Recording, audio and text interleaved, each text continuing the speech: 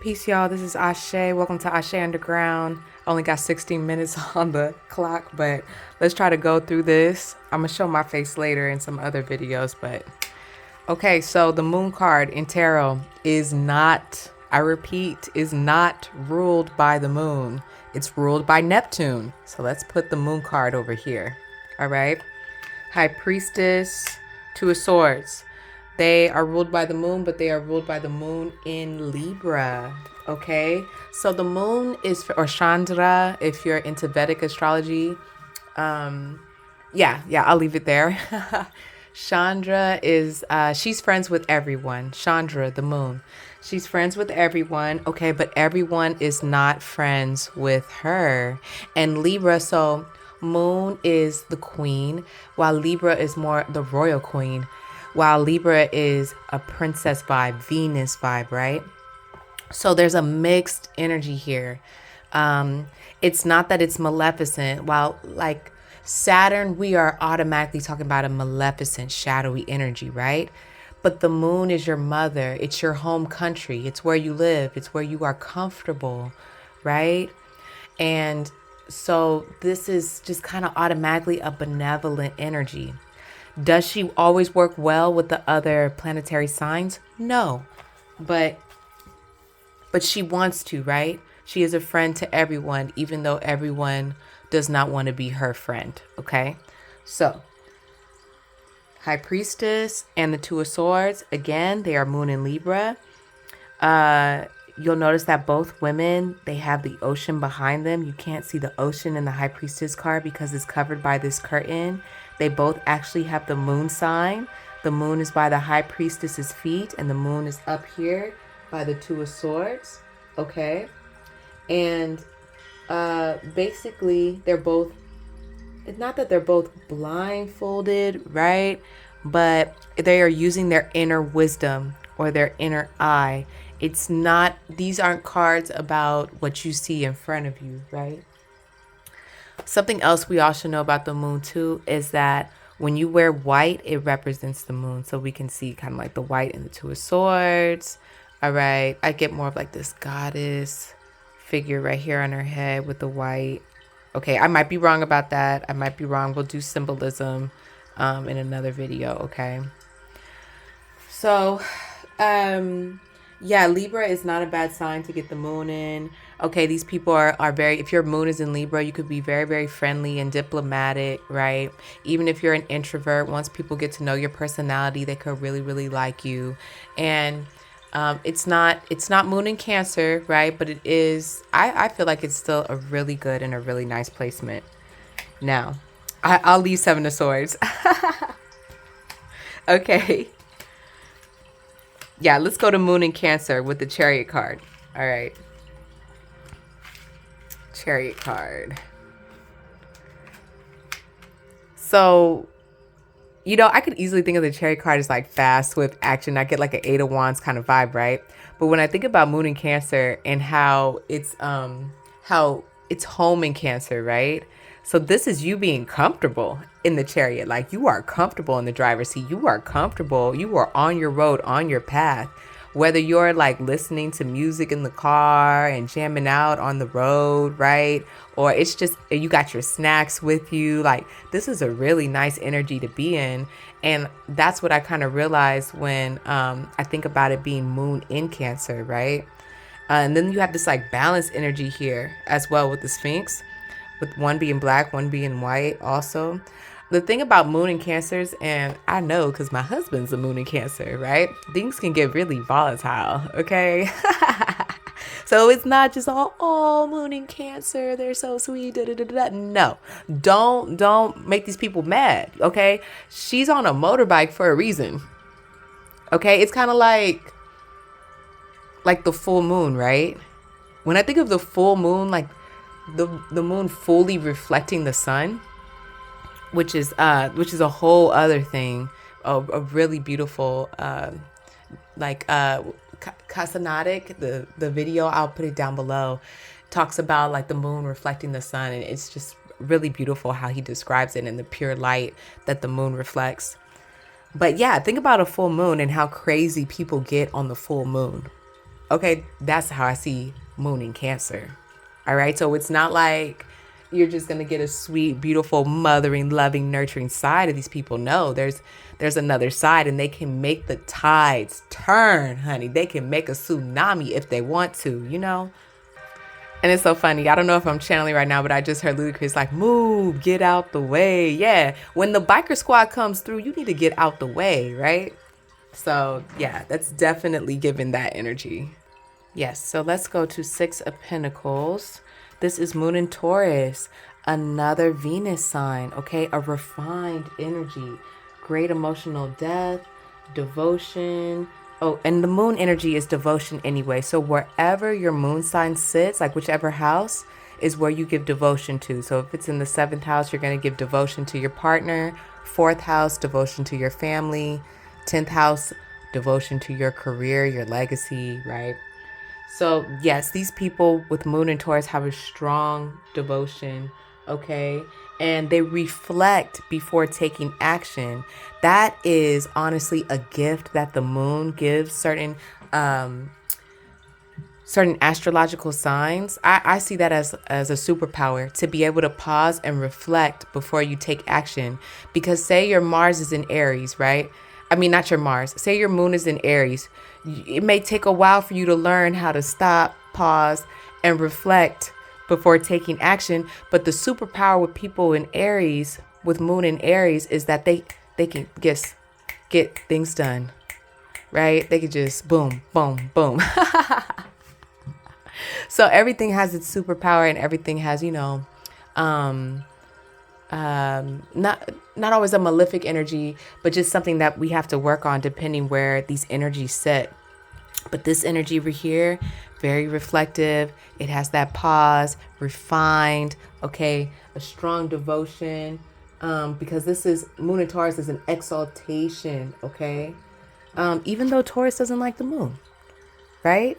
So Venus isn't really feeling the moon like that. Okay, Venus is the princess, you know. It's kind of like that daughter mom vibe. You know what I'm saying? Yeah, you're not really feeling the moon like that, but there's still this beautiful energy in either way. So I think that's so unique about the moon and really, really cool about the moon. Okay, let's go to Nine of Wands, right? Nine of Wands, this is a moon in Sagittarius, which is Jupiter. Okay, so I really, really like this energy. So this is auspicious, but also a mixed energy. Okay, so the story behind Jupiter and the moon is that the moon slept with Jupiter's wife or husband. And because Jupiter is so wise, Jupiter forgave the moon. So they're cool, right? But that's like the kind of like the behind the scenes lore or story as to why there's that mixed energy going on there. Okay, so these people, when you have a moon in Sagittarius, they're considered spiritual warriors. Okay, they also have devotion to moral and to proper ethics, right? They're caring and nurturing. The shadow with them is that they could be self-righteous, dogmatic, combative for what they believe in. Their way is right, and if it's not their way, then it's not right. It's not correct. Okay. We talk a lot about that shadow in the Jupiter in tarot video. Okay, that is a huge shadow of Jupiter, right? So you could see that sometimes, I guess, with a moon and Sagittarius person, right? Because of that Jupiter energy behind Sagittarius. But think of Nine of Wands. Nine of Wands is reflective, right? Just went through a bunch of battles. And before you go on your way to the next battle or to the next thing, right, you stop and think and reflect on all the scars and wounds and knowledge that you have accumulated from the past battles, And yeah, I just really love the like warrior vibe in it. So yeah, Sagittarius and Jupiter for the spiritual warriors, that's definitely their power, right? Their gift. And I think it's just really cool seeing how all these planetary energies work through the cards, right? And so you could possibly tell people that like their their superpowers. My Mercury, for some reason my Mercury messes up at times, but yeah, their superpowers right? Through the cards. So let's go to Four of Cups. So Four of Cups is also Moon in Cancer. We talked about Moon in Cancer with the Chariot card. I talked a little bit about the shadow of Cancer from personal experience. And yes, you know what? This is more of the shadow right here. Like, it's like when they're mad, you can't tell them anything. I literally had to let my husband like cool off because when those emotional tides get high, they get high. I love him so much. I love him so much. You know what I mean? He has to deal with my he has to deal with my moon in Aquarius, which we're gonna talk about next. But yeah, Four of Cups is there's all these blessings right here. Or no. Spirit is trying to give you a cup, right? Spirit is trying to give you a gift. But you can't see the gift, right? Because you're so worried about whatever is happening. And here's another thing about Cancer moons, right? They're very intuitive, very empathetic. But the curse with being an empath is that you pick up on other people's negativity too. So if my husband like picks up on somebody's negativity, it can be very difficult for him to move out of it, right? And so when we talk about planetary karma and planetary energies, we are able to we're in karma improvement, which I'm going to talk about after the tarot, these tarot cards, breaking down the tarot energies and the planetary moon energy and the tarot cards. These shadow sides that imbalance our moon signs, this is what can help balance us, right? So that we're not always so overcome with emotion, or we're not always picking up on other people's negativity, right?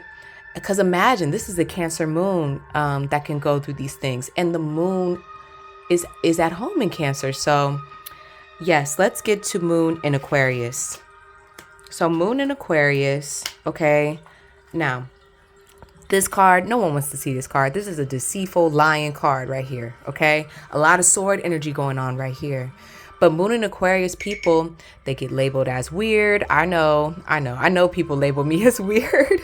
You get labeled as weird or offbeat, okay? We could stick to more traditions. If you listen to my tarot readings, I'm always like channeling these old school songs. It's as if I'm not up to date with like the new songs, right?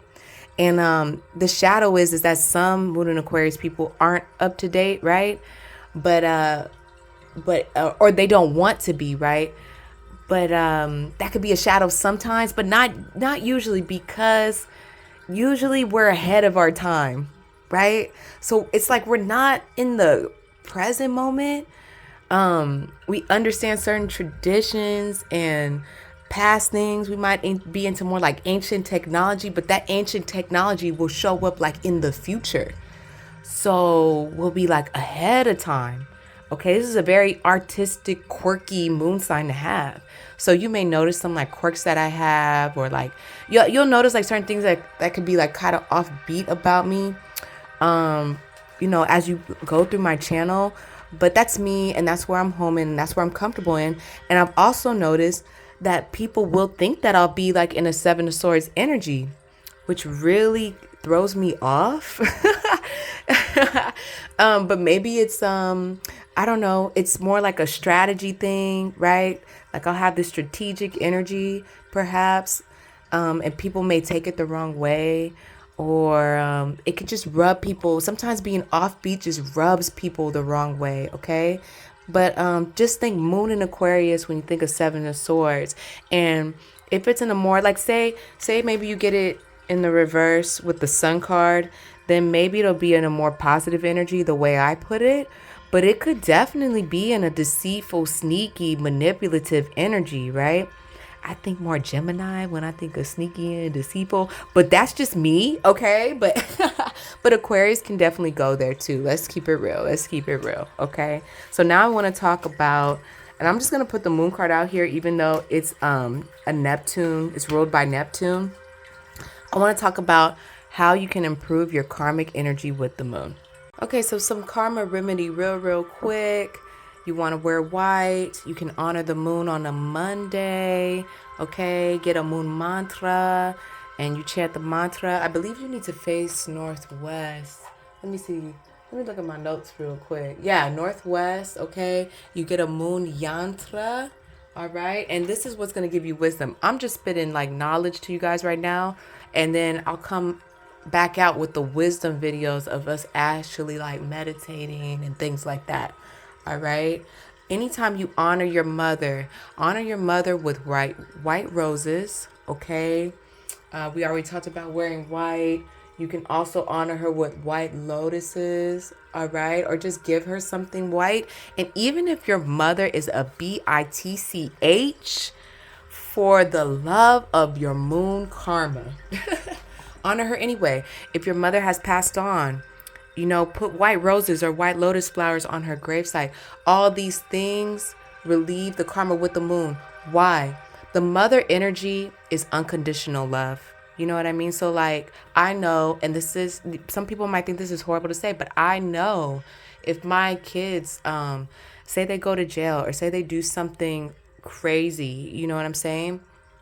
Yes, I will give my kids consequences. I do give my kids consequences because they're in the toddler age. They need consequences. Okay? So there are consequences, but the love doesn't stop. You understand? I will always love my child. I will always try to be there for my child, do the best that I can do for my child. And you will see that in certain dynamics. You know what I'm saying? The mother child dynamic could be very toxic, but the love could still be there, right? It is an unconditional energy, not a romantic energy, absolutely unconditional. So there is no divorce, there is no any of that, right? And so no matter how, and this can be very tough. So if you need to give this to like a grandmother to start out, right? Or another mother figure in your life. And the mother energy is the person that raised you. Okay, so if you are adopted, give it to the feminine energy that raised you. All right, to clear your karmic energy. And if you feel like somebody else deserves that spot to be honored with, I feel like that's more than appropriate to do. Okay. Also, giving white to needy women, giving needy women white clothing or flowers, very good for your moon karma. This one, giving honor to the ocean in any way is very good. And I'm probably saying the ocean's name wrong, but Varana or Varana. Anybody into Vedic astrology, just let me know in the comment section, okay? And you can also honor Krishna, Varuna or Varana. You can put a gemstone, a pearl gemstone in a silver setting on your pinky finger to help balance your moon karma, right? I didn't go through all the astrological signs, but let me go here really quick. Like, say you have moon in Scorpio. I talked a little bit about moon in Aries, right? Yeah, moon in Gemini and Virgo, they have a mixed relationship. I don't have too much time here. Moon in Scorpio. Yeah, this is a dark intuition for those of you that have moon in Scorpio. Okay, you could be a little pessimistic, cynical, extremely emotional, volatile. Okay, you could be there's a curiosity, but there could also be tantrums. But you make great detectives, great researchers, and very, very transformative with a very, very, very intense curiosity. This is the only sign in moon that is inauspicious, except maybe Aries. Everybody else has like a mixed relationship with the moon, but Scorpio and Aries, they don't like the moon. Okay, Mars does not like the moon because Mars only takes commandment from the sun. So for the moon to be commanding Mars is just like, Mars is not like that, right? So for those of you who have moon and Mars, especially, please take improving your moon karma very seriously. Look up other videos on it. Check the video that I have in the description box below and really meditate on the mother energy in your life, right? And how you can pay homage to that energy in whatever way you feel is best for you. Because, some stories out there are really heartbreaking, right? So whatever energy is best for you. So yeah, I did want to show love to my moon and Mars signs for sure. And yes, I hope this gave you the life force rejuvenation and paradigm shift that you needed for your journey. I'm honored to be on this journey with you all. I thought this was really, really insightful. It's really nice to always, just put this information, the astrology together with the cards. I've been wanting to do this for a long time, and I'm just so glad I have the time. I feel like I have the space, the time to do it now. So thanks for being on this journey with me, and I'll see you guys in the next video, okay? Bye.